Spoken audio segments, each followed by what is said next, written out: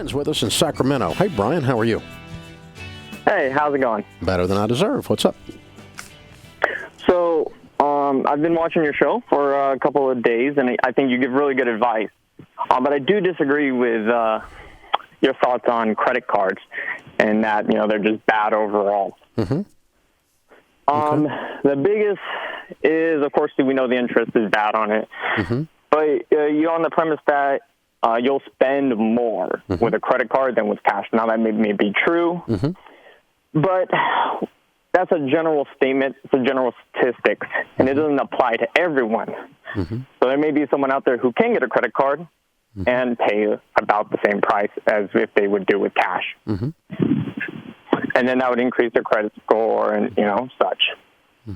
Yeah, my great-grandmother died when she was 90, and she drank bourbon and smoked cigarettes every day.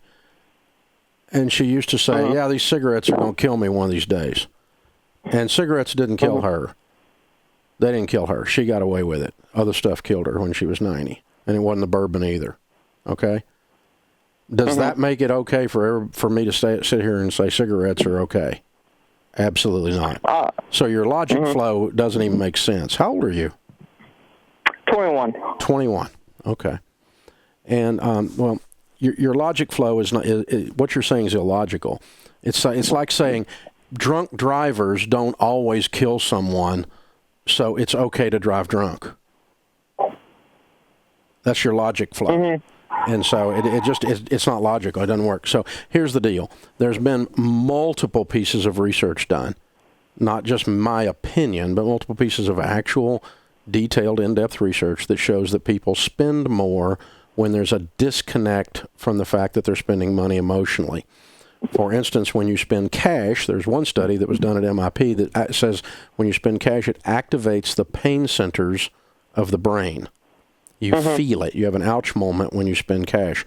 When you spend with a debit card, it doesn't do it so much, but does a little bit because you still connect that with the balance on your checking account emotionally. When you spend with a credit card, it doesn't activate it at all.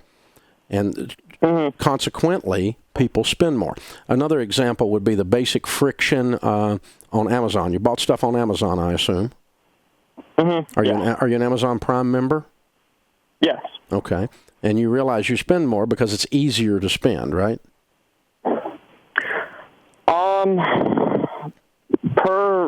Actually, I wouldn't say I even spend that much on Amazon. Okay, but when the only time I would spend on it is if it's cheaper there than on a store. Yeah, but you get the idea that the easier it is to buy something, the more likely you are to spend over the course of your life. Now, an individual transaction, maybe not. Okay?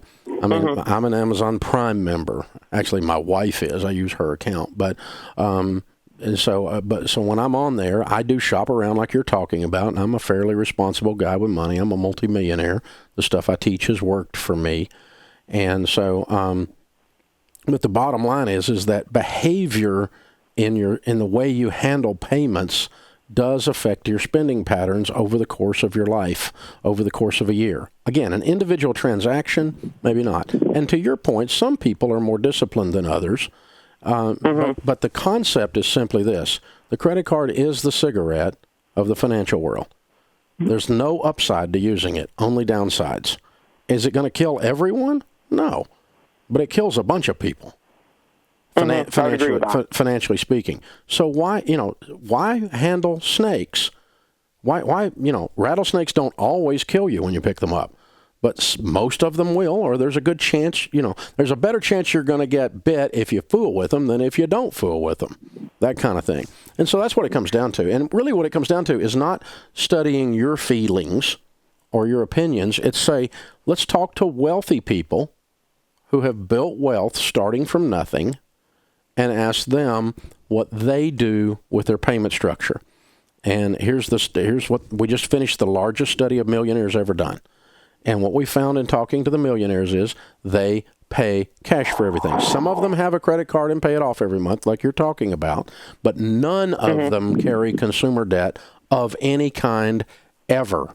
They don't carry car debt. They don't carry credit card debt. They don't carry any debt of anything else. And so I appreciate your opinion, Brian, but you're just wrong. That's what it comes down to. You're just wrong. And there's no possible way that we would ever tell anyone to use a credit card because it doesn't cause them to win. It only has downside, not upside. I'm not going to tell you to drive drunk. You might get away with it, but you might kill yourself or kill somebody else.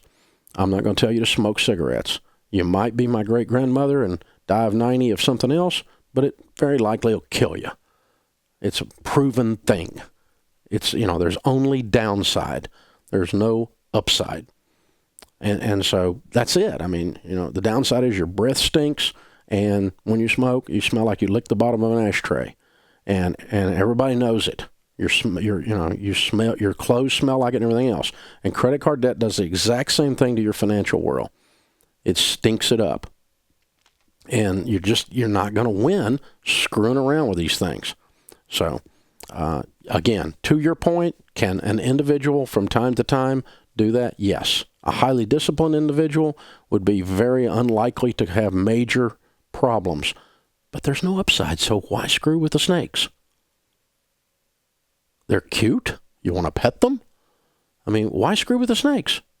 There's only one possibility screwing around with rattlesnakes. Get bit or not get bit. I guess there's two possibilities. Maybe you're really good with snakes.